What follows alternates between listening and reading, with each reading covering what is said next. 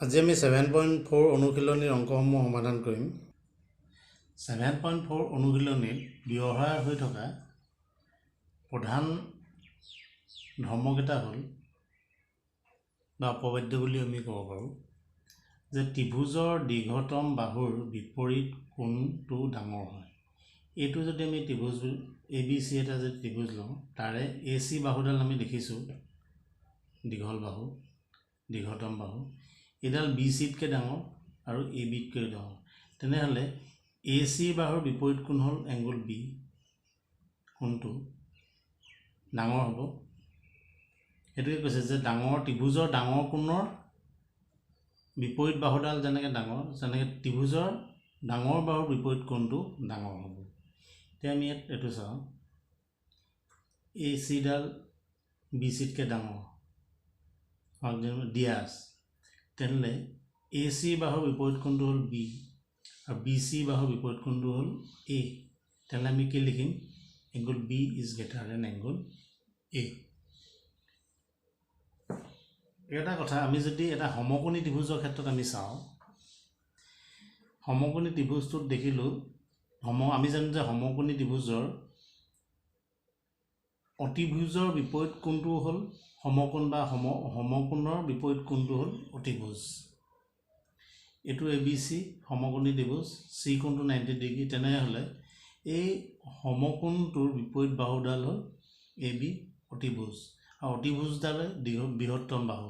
তেনেহ'লে AB equal to যদি CD হয়, তেনেহ'লে AB বিপৰীত বাহুডাল AB বিপৰীত কোণটো C আৰু BC বিপৰীত কোণটো হ'ল A। তেনেহ'লে C is greater then A হ'ব। তাহলে angle C is greater than angle A হ'ব। আৰু এটা কথা আছে,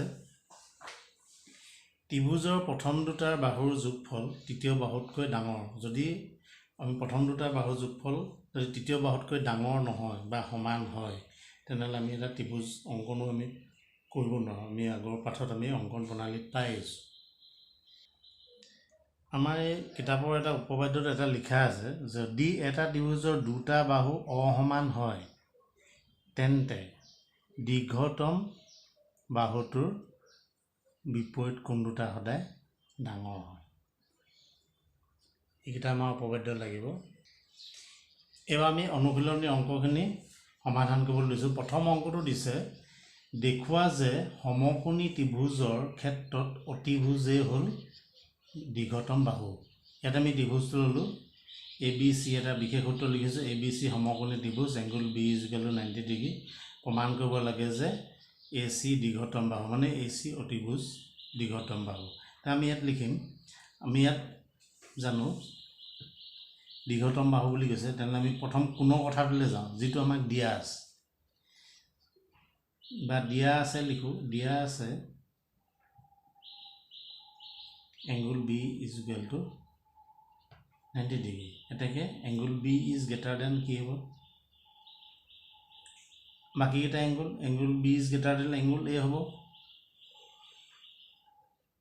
তেনেহ'লে এংগুল B বিপৰীত বাহু AC is greater than angle A বিপৰীত বাহু BC। এইটো পালোঁ 1 নম্বৰ। আকৌ লিখোঁ, ইটো কোণ লিখোঁ, এবাৰ A লিখিছিলোঁ, আকৌ angle B is greater than angle C, angle B বিপৰীত বাহু AC বিপৰীত এংগুল C বিপৰীত বাহু AB। গ্ৰেটাৰ দেন আমি বাহিৰত কেইটা লিখি দিব পাৰোঁ যে ডাঙৰ কোণৰ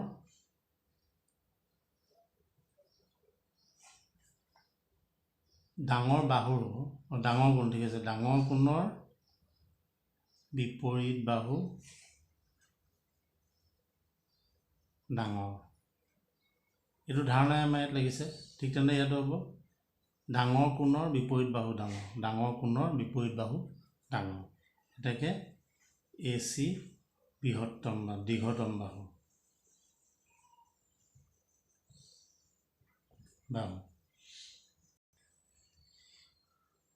এইবাৰ আমি 2 নম্বৰ অংকটোত প্ৰমাণ কৰিবলৈ গৈছোঁ দিয়া আছে ত্ৰিভুজ ABCৰ PBC এই কোণটো PBC less than QCB less than প্ৰমাণ কৰিব লাগে যে AC is greater than AB এতিয়া আমি লিখিম দিয়া আছে এটো পৰা আৰম্ভ কৰিম দিয়া আছে angle PBC is less than angle QCB এই দুটা আমি দেখিছো বহিকোণ আমি ভিতৰলৈ সোমাব লাগিব ভিতৰলৈ সোমাবলৈ অন্তঃকোণৰ ভিতৰলৈ আমি যাব লাগিব তেনেহলে এটো বহিকোণ তেনেহলে আমি দুইটাকে আমি 180 বা মাইনাস কৰি দিও দুইটা এংগলক 180 বা মাইনাস কৰি দিও PBC ইয়াতে চিনটো এটা কথা আছে মই দিয়া নাই মই পিছত দি আছো মই বুজাই দিম 180 degree minus Q angle QCB এটা মই উদাহৰণ দিছো ধৰি লোৱা আমি জানো সবে যে 7 is greater than less than 9 তে মই 7 টো যেনিবা তে মই 10 বা দুইটাকে বিয়োগ কৰিলো দুইটা সংখ্যাক মই 10 বা মাইনাস কৰিম তেনে 7 minus 10 10 minus 7 লিখিলো আৰু এটো লিখিলো 10 minus 9 তেনেহলে আমি ইয়াত দেখিলো কি 10 minus 7 মানে কি 3 হল 10 minus 9 মানে কি হল 1 হল তে কোনটো ডাঙৰ হল এটো উল্টি গল 3 টো কতকে ডাঙৰ হল মানে হেতু কাৰণে আমি এতে ইয়াত কৰিম কি ইয়াত যেহেতু ইয়াত আমাৰ দেখা আছে ই ইয়াতকে ডাঙৰ এটো ইয়াতকে ডাঙৰ তেনেহলে আমি যেহেতু 180 ডিগ্ৰী বা মাইনাস কৰি দিলো তেনেহলে আমি ইয়াত কি হ'ব সাইনটো চেঞ্জ হৈ যাব এটো বহুত গণ্ডগোল লাগি যায় তেনেহলে ইয়াত আমি লিখিব পাৰো দুয়ো পক্ষক 180 ৰ পৰা বিয়োগ কৰা হ'ল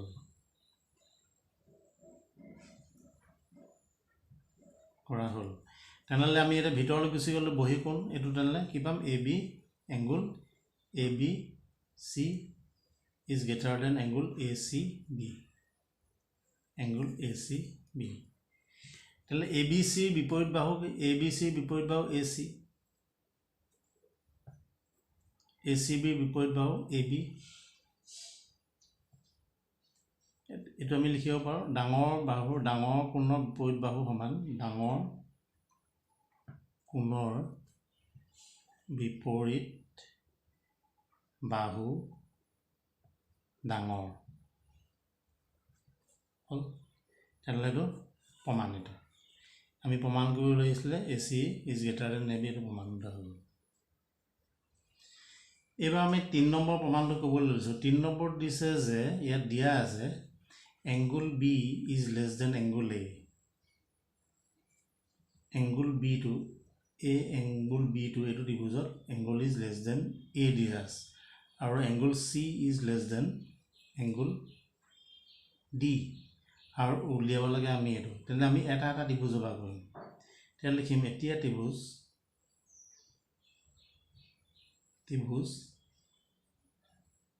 AOB দি থকাটো আমি বুজাম কৈছো আগতে দি থকাটো পা আৰম্ভ কৰিব লাগিব বুলি angle B is less than angle A তাহলে angle B এটো ত্রিভুজত angle B অপোজিট বাহু কি AO is less than A বিপরীত বাহু OB is less than OB question number 1 ইয়াত আমি লিখিম ডাঙৰ বাহুৰ বিপৰীত কোণ ডাঙৰ কোণৰ বিপৰীত বাহু ডাঙৰ কোণৰ বিপৰীত বাহু ডাঙৰ হয় যুক্তি দি যাব লাগিব নেক্সট আকৌ এটো ত্ৰিভুজলৈ আহো আকৌ ত্ৰিভুজ ল ODC দিয়া আছে angle C is less than angle D তেনেহলে আমি যাও C বিপৰীত বাহু কি হ'ব OD less than D বিপৰীত বাহু হ'ব OC ইয়াত আমি দেখিলোঁ AO OD একেটা লাইনতে আছে, OB OC একেটা লাইনতে আছে। তেনেহ'লে আমি 1+2 এতিয়া 1 ইকুৱেশ্যন দুইটা আমি প্লাছ কৰি দিওঁ। ইকুৱেশ্যন বুলি নকয়, এইটো ইনকুৱেলিটিজ বুলি কয়। মই দুটা যোগ কৰি দিওঁ, যোগ কৰিলে পাম AO plus OD is less than OB plus OC। AO plus AD মানে AD ৰেখাডাল পালোঁ, AD ইজ লেছ দেন এইটো হ'ল BC সমান্ত।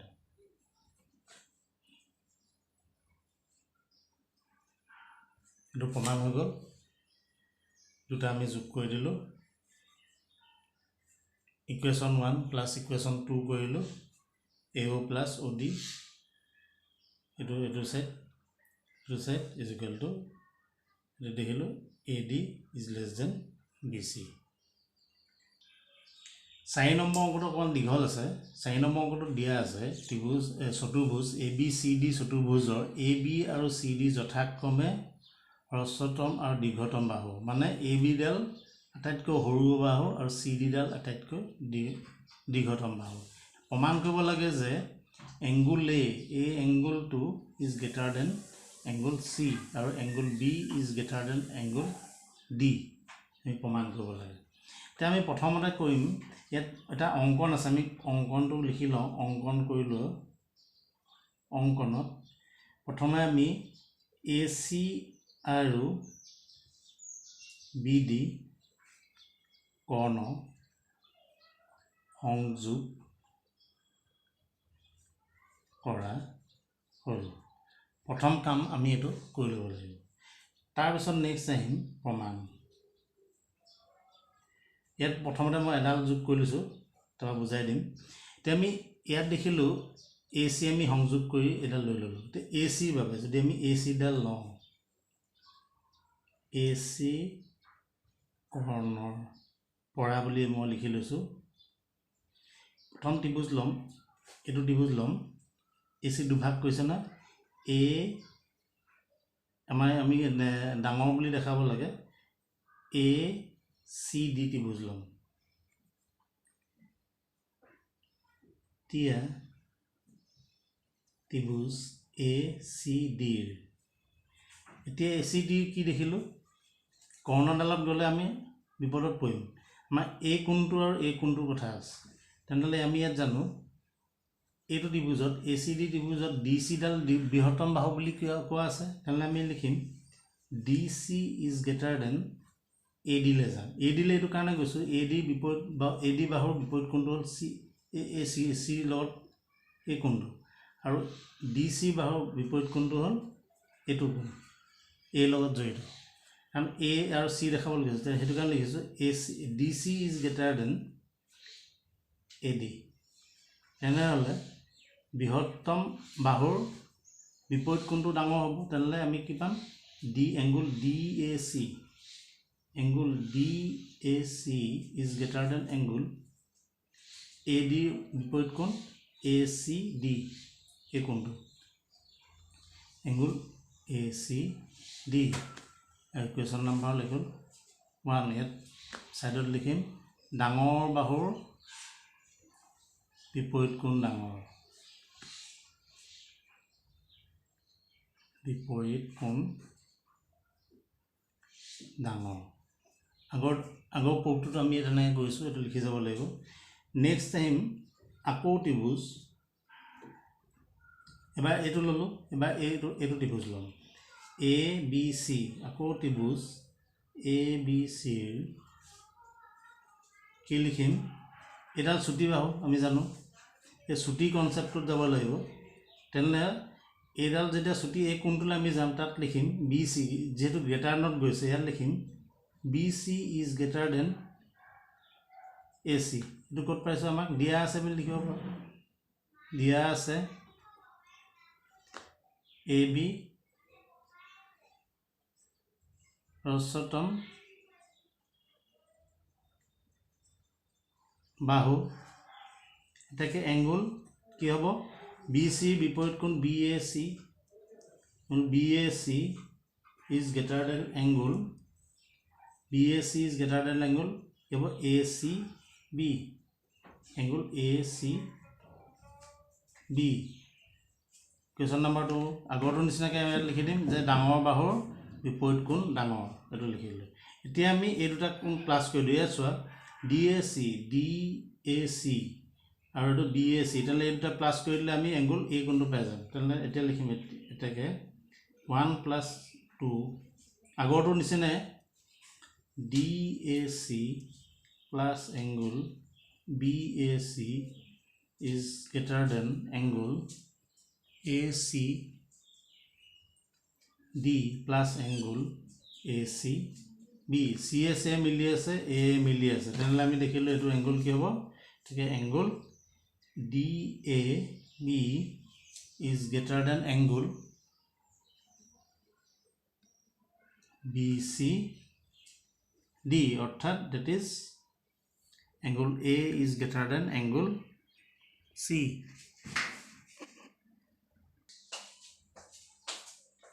angle A is greater than angle C এটো আমি পালো দুটা 1 plus 2 প্লাস কৰি ললো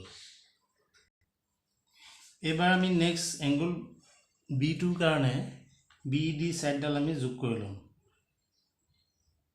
BD বাহুডাল আমি যোগ কৰি লম তাহলে BD বাহু যেতিয়া আমি যোগ কৰি লম তেতিয়া প্ৰথম আমি ধৰিবলৈ এই এংগল এটোত যাম প্ৰথম লিখিম এতিয়া ত্ৰিভুজ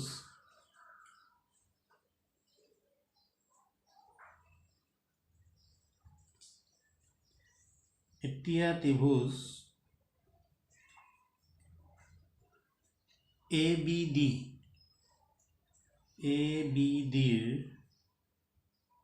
তেতিয়াল কি আছিল BD কৰ্ণ বুলি লিখিলৈছো BD কৰ্ণ প্ৰথম লিখিম ইয়াত আমি এই বাহুডালৰ কথাই আছে তাহলে এডাল ইয়াতকে ডাঙৰ হ'ব তাত লিখিম AD is greater than AB ইয়াত লিখিম যিহেতু AB আটাইতকৈ সৰু বাহু সতম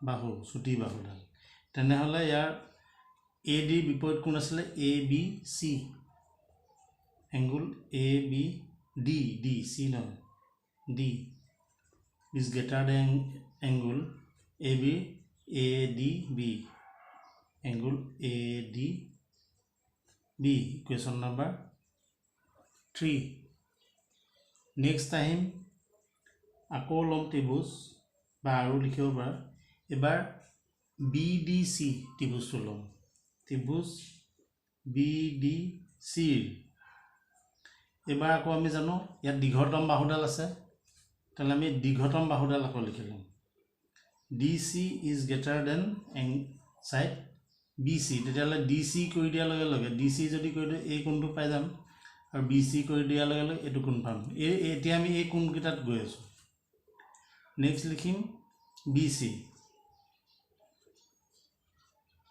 ইয়াত লিখিব পাৰো যে DC দীঘতম বাহু বুলি লিখি দিব DC দীঘতম বাহু তে DC অপজিটৰ কোণ হ'ব এংগল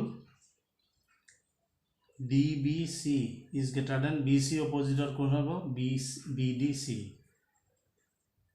BDC question number 4 তাহলে আমি এতিয়া এবাৰ 2 plus 3 কৰি দিলে আনসাৰটো ওলাই যাব 2 plus 4 কৰিলে এটাকে 3 plus 4 কৰি দিলে আমি পাই যাম angle ABD plus angle DBC is greater than angle ADB plus angle BDC তাহলে এটাকে এটো BDC জায়গাত আমি গোটে এংগলটো লিখি দিব পাৰো এটো ABC is greater than angle ADC angle ADC অর্থাৎ that is angle B is greater than angle D এনেকৈ প্ৰমাণিত হৈ গ'ল। এবাৰ আমাৰ 5 নম্বৰ অংকটো দিয়া আছে, এইটো ত্ৰিভুজটো P R is greater than P Q আৰু পি এছ বাহুডালে কিউ পি আৰক সমদ্বিখণ্ডিত কৰিছে। প্ৰমাণ কৰিব লাগে যে angle P S R is greater than angle P S Q. দেখিছোঁ আমি বাহিৰে আছে। এই অংকটো কৰোঁতে আমি যথেষ্ট বুদ্ধি লগাবও লাগিব। ইয়াত আমি প্ৰথম লিখিম, যিহেতু ত্ৰিভুজ পি কিউ আৰৰ প্ৰথম লিখিম আমি দি থোৱাটো p R is greater than P q. তাৰপিছত পি আৰৰ বিপৰীত কোনটো আছিলে, পি কিউ আৰ আছিলে, তাত লিখিম পি কিউ আৰ নিলিখি মই এছ এইডোখৰলৈকে যাম, কাৰণ মই এছৰ লগত আহি আছোঁ। S is greater than angle P কিউৰ বিপৰীত কোন আছিলে, P R S, angle P R S. ব্ৰেকেটত লিখিম ডাঙৰ বাহুৰ বিপৰীত কোণ, ডাঙৰ বাহুৰ বিপৰীত কোণ ডাঙৰ হৈ গ'ল। এইবাৰ আমাক যিহেতু দিয়া আছিলে পি এছ বাহুডালে এই কোণটো সমদ্বিখণ্ডিত কৰিছে, তেনেহ'লে এই কোণটো আৰু এই কোণটোকে মই দুইফালে যোগ কৰি দিম। এতিয়া আমি P Q S plus angle এইটোকে যোগ কৰি দিছোঁ Q P S, angle Q P S, আৰু ইটো ছাইডতো P R S plus angle Q P S যোগ কৰি দিওঁ, আৰু ব্ৰেকেটত লিখি দিম দুয়ো পক্ষত এংগুল কিউ পি এছ যোগ কৰা হ'ল। এতিয়া ইয়াত লিখিম P Q S plus angle Q P S is greater than angle P R S. Q P এছৰ জেগাত লিখি দিম এছ পি আৰ, এইটো জানো আমি তাৰ সমদ্বিখণ্ড, কোণৰ সমদ্বিখণ্ড, যিহেতু ইয়াত লিখি দিম Q P S is equal to S P R, ইয়াত লিখি দিলোঁ। এতিয়া চালোঁ এই ত্ৰিভুজটোলৈ যদি আমি যাওঁ তেনেহ'লে এইটো কোণ আৰু এইটো কোণৰ সমষ্টি পাই গ'লোঁ। তেনেহ'লে এই কোণটোলৈ আমি যাব লাগে, তেনেহ'লে এই কোণটোৰ জেগাত কি লিখিম, এইটো হ'ব 180 degree minus angle P S Q হৈ যাব, এংগুল পি এছ কিউ হ'ব, ইজ গ্ৰেটাৰ দেন থাকিব। তাৰপিছত এইটোত হৈ যাব পি আৰ এছ আৰু এইটো কোণ আছিলে, তেনেহ'লে এইটো লিখিম 180 degree minus angle P S R, এইটো আমি ক'ব পালোঁ, ইয়াত এংগুল চাম প্ৰপাৰ্টিটো ইউজ হৈছে ASP, কাৰণ আমি জানো ত্ৰিভুজৰ তিনিটা কোণৰ সমষ্টি, তাৰপৰা এইটো ধাৰণাটো আমি আনিছোঁ, তাৰপৰা এইটো উলিয়াই লৈছোঁ। তেনেহ'লে ইয়াত আমি চোৱা, এইবাৰ আমি 180 আছে মই আগত দেখাইছিলোঁ। এইবাৰ যদি এইটো কেঞ্চেল কৰি দিওঁ, এইটো যদি কেঞ্চেল হৈ যায় তেতিয়াহ'লে মাইনাছ, এইটো যদি আমি কেঞ্চেল কৰি দিওঁ, এইটো চাই লোৱা এনেকুৱা আছে -2, তেতিয়া মই এনেকৈ কৰিছোঁ -2 3, আগত মই দেখাইছোঁ is greater then 10 - 3 is greater than কি হ'ব, 10 - 3 হ'লে 7 হ'ল, 7 ইজ গ্ৰেটাৰ দেন মই 5 লিখি দিলোঁ, হ'ল 7 ইজ গ্ৰেটাৰ দেন 5, এইটো 7এ বনাই আছোঁ, 10 - 3 10 - 5। এইবাৰ যদি মই মাইনাছটো উঠাই দিওঁ, 10টো কাটি দিলোঁ, মাইনাছটো উঠাই দিলোঁ, এইটো হৈ গ'ল, এইটো পজিশ্যনত গুচি আহিলে। তেনেহ'লে ইয়াত কি হৈ যাব, -3 ইজ গ্ৰেটাৰ দেন -5, ঠিকে আছে, এইডোখৰলৈকে ঠিকে আছে। এতিয়া মই যদি প্লাছ কৰি দিওঁ তেতিয়া কি হ'ব, এতিয়া উল্টি যাব চাইনটো, প্লাছ কৰি দিলে, কাৰণ 5 ইজ গ্ৰেটাৰ দেন 3। তাহলে ইয়াত আমাৰ কি হ'ব, ইয়াত যদি এইটো মই কাটি দিওঁ, এইডোখৰলৈকে ঠিকেই থাকিব, -PSQ is greater then minus P S R দেখিছে। এইবাৰ যদি মই মাইনাছটো উঠাই দিওঁ এতেকে কি হৈ যাব P S Q is less than P S R হৈ যাব। এইটো আমি এইটো পৰা বুজিলোঁ। তেনেহ'লে পি এছ আৰৰ বিপৰীত বাহু কি পি এছ আৰৰ বিপৰীত বাহু পি কিউ তাৰপিছত এছ আৰৰ আমাৰ এংগুলটোহে লাগে ঠিকে আছে। প্ৰমাণ কৰিলে P S R is greater than P কি ক'বলৈ অৰ্ধ হৈ গ'ল। তাকে লিখি দিম P S R is greater than angle P S Q. এইটো প্ৰমাণ কৰিব দৰকাৰ নাই, এইটো এইফালে হৈ আছে হৈ গ'ল।